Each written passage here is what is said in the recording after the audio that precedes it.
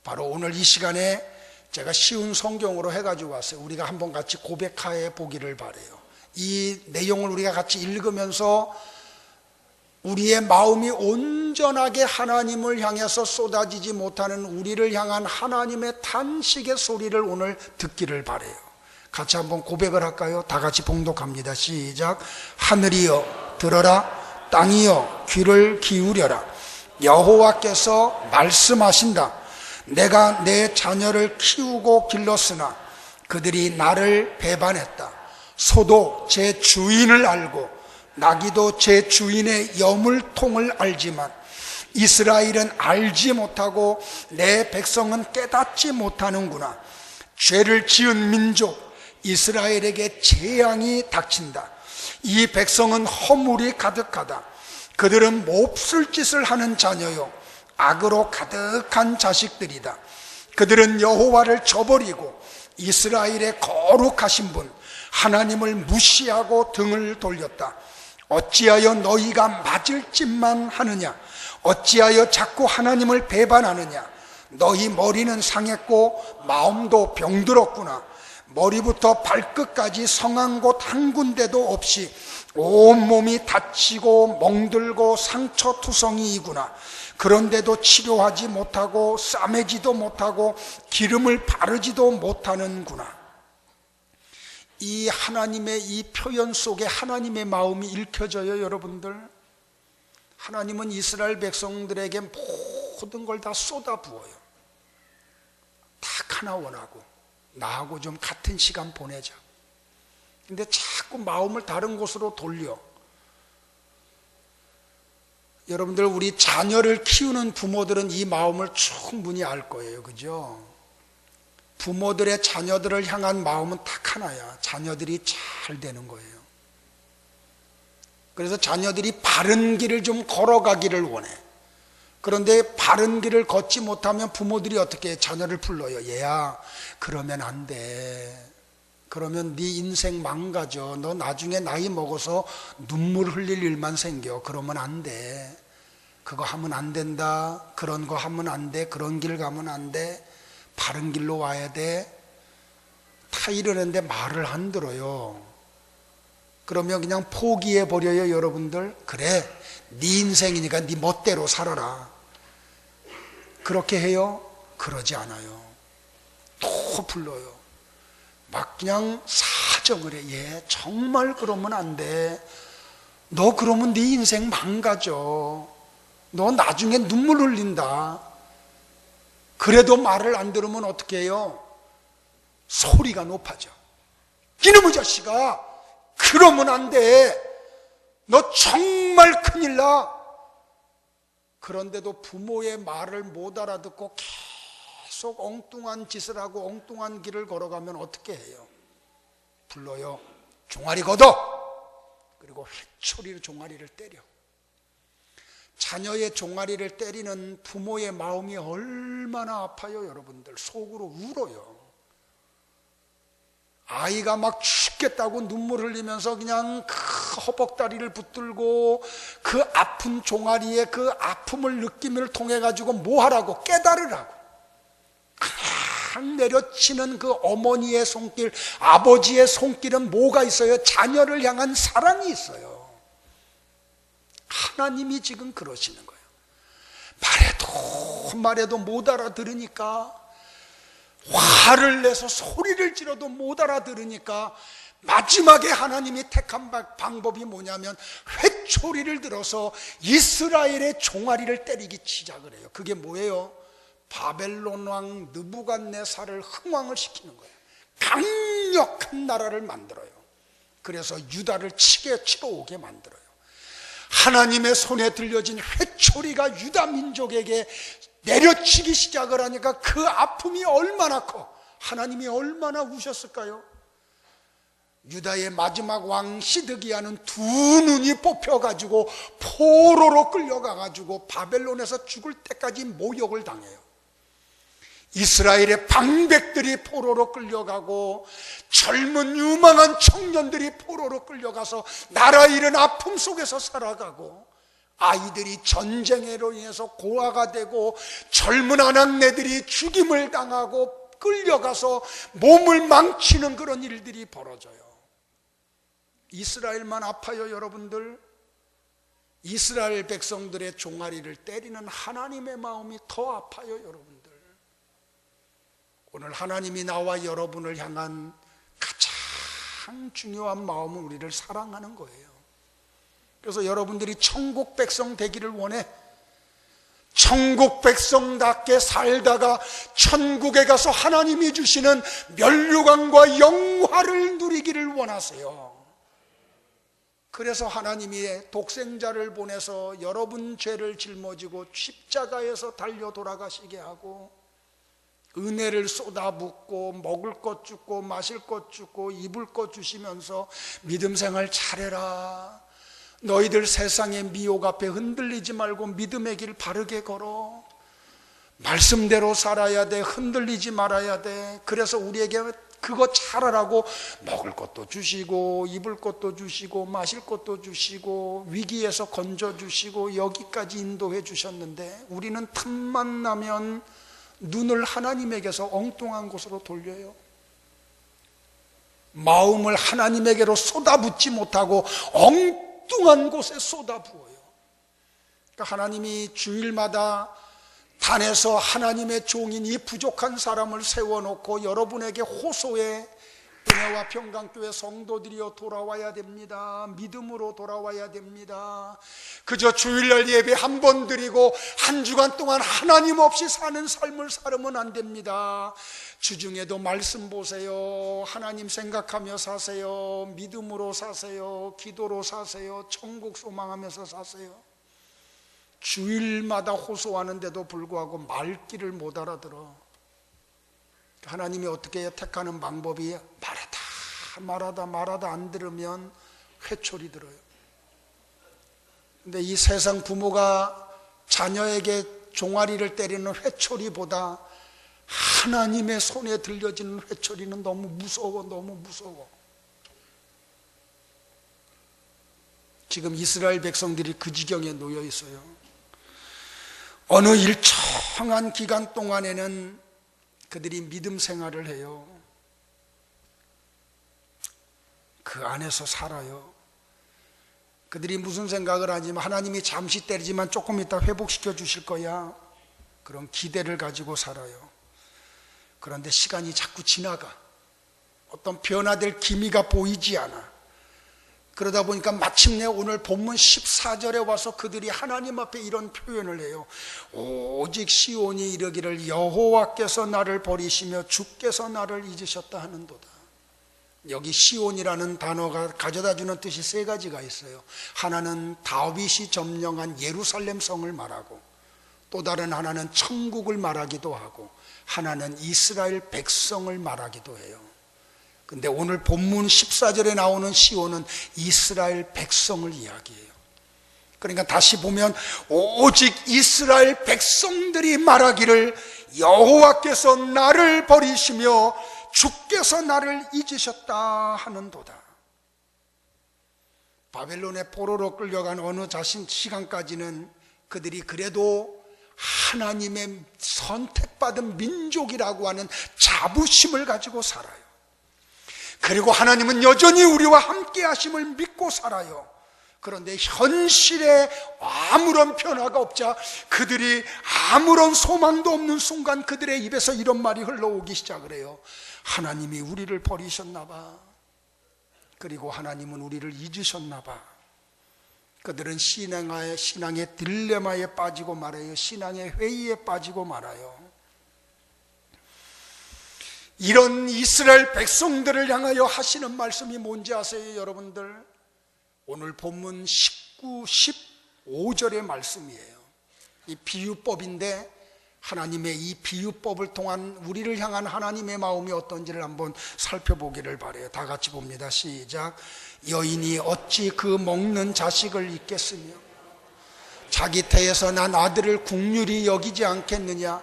그들은 혹시 잊을지라도 나는 너를 잊지 아니할 것이라. 하나님의 이 비유법이에요. 내가 너희들을 얼마나 사랑하는지 아냐? 그러면서 말씀하기를, 야, 어떤 여자가 결혼해서 아이를 잉태해서 9달 동안 태중의 아이를 가졌어요. 제 아내가 우리 두 아이를 임신했을 때 모습을 보니까요, 정말 어떤 때 보니 안 됐더라고요. 야, 여자로 태어나는 거, 엄마로 태어나는 게 참 보통 일이 아니구나. 산딸이 다가오니까요, 이 아이가 자꾸 커지니까 배의 피부가 막 갈라져. 이 자꾸 팽창이 되니까. 그래가지고 아이를 낳았어요. 그 상고를 겪잖아요, 그죠? 그 상고를 겪고 낳은 아들을 품에 안고 젖을 빨려. 그런데 어떻게 엄마가 그 아이를 잊을 수가 있겠어요? 근데 이 지구촌에 가끔 그런 일이 있잖아요, 그죠? 그런데도 불구하고 하나님은 혹시 인간 세계 속에 그런 일이 있어도 나는 너희들 잊지 않는다는 거예요. 여러분들, 모성애가 얼마나 기가 막혀요. 이 부성애가 있고 모성애가 있는데 어느 사랑이 더 큰가를 어떤 동물학자들이 한번 실험을 했대요. 그래서 원숭이들을 가지고 실험을 했대요. 철판을 이렇게 깔아놓고 밑에서 불을 뗐어요. 철판이 이렇게 뜨거워지기 시작을 하는 거예요. 그래서 거기다가 새끼 원숭이를 놓고 아버지 원숭이하고 같이 올려놨대요. 그래서 이렇게 불을 자꾸 떼서 철판이 뜨거워지기 시작을 하니까 아버지 원숭이가 어떻게 했는지 아세요? 새끼 원숭이는 쳐다도 안 보고 자기 혼자 살겠다고 뜨거우니까 혼자 막 뜨거움을 참지 못하고 혼자 뛰더래요. 혼자. 새끼 원숭이 뭐 발이 디든지 화상을 입든지 말든지 내비두고. 근데 다시 또 실험을 했대요. 철판을 깔아놓고 새끼 원숭이와 어머니 원숭이를 놓고 밑에서 불을 떼기 시작을 한 거예요. 철판이 뜨거워지기 시작을 하니까 어미 원숭이가 새끼 원숭이를 품에 안더래요. 새끼 원숭이 될까봐. 그러다 더 뜨거워지니까 그 새끼 원숭이를 놓치지 않고 거기서 뛰더라는 거예요. 새끼 원숭이 보호하려고. 모성애가 이렇게 무서워요, 여러분들. 그런 어머니가 젖먹이는 태의 아이를 잊어버리는 일이 혹시 이 지구상에 있다고 할지라도 나는 너희들을 잊어버리지 않는다고. 모성애만 클까요, 여러분들? 때로는요, 부성애가 클 때가 있어요. 부성애를 잘 표현한 소설책이 있는데 가시고기라고 하는 책이에요. 저는 그 책을 읽다가 마지막 부분에 와서는 아무도 몰래, 내 아내가 혹시 그 모습을 볼까봐 몰래 혼자 방에 가가지고 그 장면을 읽으면서 펑펑 울었어요. 한 가정이 있는데 아이를 낳았어요. 근데 어느 날 엄마가 도망가, 집을 나가버려요. 이혼을 해요. 그래서 홀아버지가 10살 배기 아들을 키우는 내용이에요. 이 가시고기라고 하는 소설이. 근데 이 아버지가 너무 경제적으로 가난해. 그래서 아이를 제대로 이렇게 케어를 하지 못해요. 그런데 이 아들이 백혈병에 걸려요. 근데 아버지가 해줄 수 있는 게, 아이에게 해줄 수 있는 게 아무것도 없어. 그 아들을 들쳐안고 살리겠다고 여기 뛰어다니고 저기 뛰어다니고, 그러다가 어느 순간 지친 몸을 가지고 검사를 해보니까 아버지가 간암에 걸렸다는 거예요. 그 간암 걸린 몸으로 아들 살리겠다고 그 아들 들쳐안고 여기도 하고 저기도 하고 사람들의 하소연도 하고 하다 안 되니까 마지막에 수술을 해야 되는데 돈이 필요하다고. 근데 어디서 돈을 마련할 방법이 없으니까 아들을 집에다 눕혀놓고 혼자 몰래 가서 눈을 뽑아서 팔아요. 안구를 팔아요. 그래서 아들 수술비를 마련해가지고 아들을 살려내.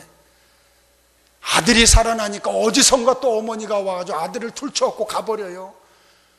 근데 아버지는 서서히 두 눈을 잃어버린 그 몸으로 간암으로 인해서 혼자 쓸쓸히 죽어가요. 다 아들을 향해서 주는 이 부성애가 잘 드러나고 있어요. 사랑하는 성도 여러분들, 다윗이 시편 27편 10절에서 이런 표현을 해요. 내 부모는 나를 버렸으나 여호와는 나를 영접하시리라. 제가 다윗을 이렇게 좀 이 본문을 묵상하다가 시편을 묵상하다가 다윗의 심정을 좀 헤아려 보려고 사무엘상부터 추적해 가보니까 다윗이 아버지와 어머니로부터 그렇게 사랑을 많이 못 받은 걸 제가 발견을 했어요.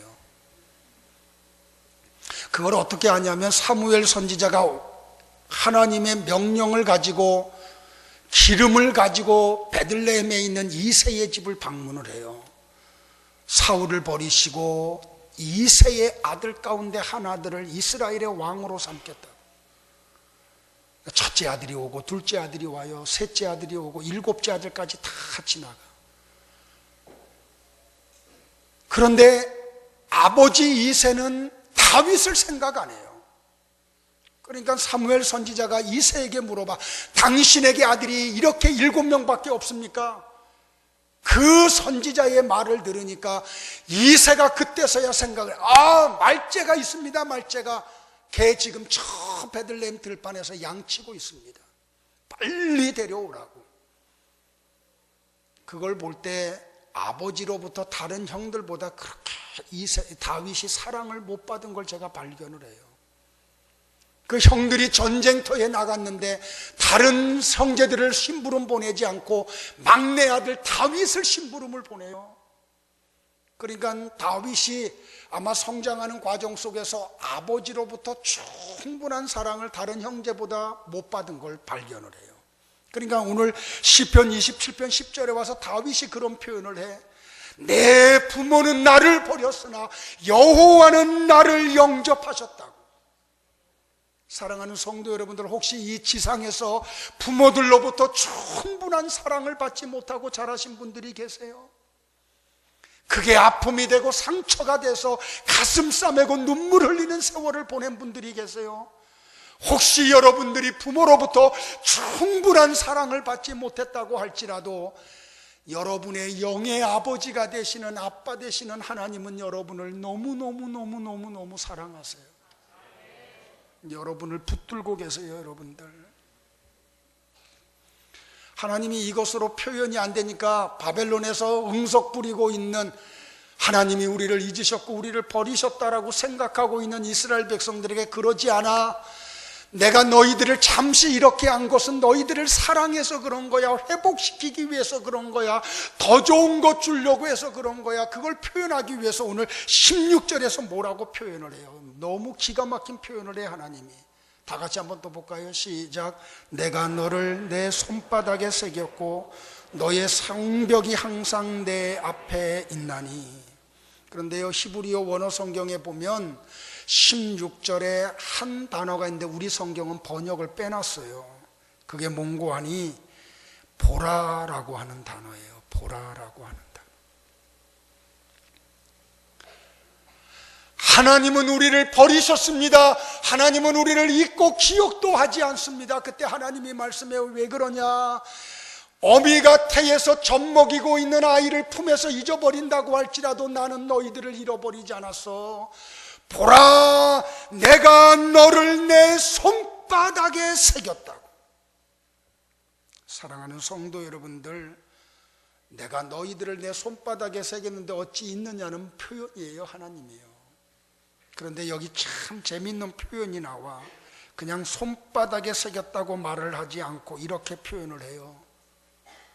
내가 너희들의 이름을 새겼다고 하지 않고 내가 너를 내 손바닥에 새겼다. 어떻게 했는지 아세요, 여러분들? 그냥 펜을 들어가지고 손에다가 메모한 정도가 아니에요. 하나님의 손을 칼로 판 거야. 근데 우리의 이름 석자를 새긴 게 아니고 여기 이사야의 표현을 빌으면 우리의 모양을 하나님이 손바닥에다 새겨 놓은 거예요. 근데 잊을 수 있겠어요, 여러분들? 여러분을 향한 하나님의 사랑이 얼마나 기가 막힌지 아시겠어요, 여러분들? 내가 너희들의 이름을 새긴 게 아니야. 네 자체를 내 손바닥에다 새겨놨어. 여러분을 향한 하나님의 사랑이 얼마나 기가 막힌지를 발견하기를 주의 이름으로 축복을 해요. 내가 너의 인격을, 너의 모습을, 너의 사정을, 너의 처지를, 너의 약함을, 너의 부족을, 내가 너에게 한 이 모든 것들을 여기다 다 새겨놨다고. 잊지 말기를 주의 이름으로 축복을 합니다. 두 가지 잊지 마세요. 하나님은 여러분 사랑하세요. 여러분을 사랑하는 하나님은 전능하신 분이에요. 말씀을 정리할게요. 맥스 루카드라고 하는 분이 쓴 글 가운데 주와 같이 길 가는 것이라는 글이 있어요. 그 글이 얼마나 힘이 되는지 몰라. 오늘 여러분에게 좀 소개를 할게요. 하나님은 당신 편이시다. 그럴지도 모른다. 그게 아니다. 한때 그랬었다도 아니다. 여태 그랬다도 아니다. 앞으로 그럴 것이다도 아니다. 하나님은 지금 계신다. 오늘 이 시간, 이 순간, 당신이 이 문장을 읽는 이 순간 그분은 당신과 함께 하신다. 그분은 지금 이 순간보다 당신께 더 가까우실 수 없다. 그분의 신실함은 당신이 잘한다고 커지는 것도 아니고 당신이 못한다고 줄어드는 것도 아니다. 그분은 당신 편이시다.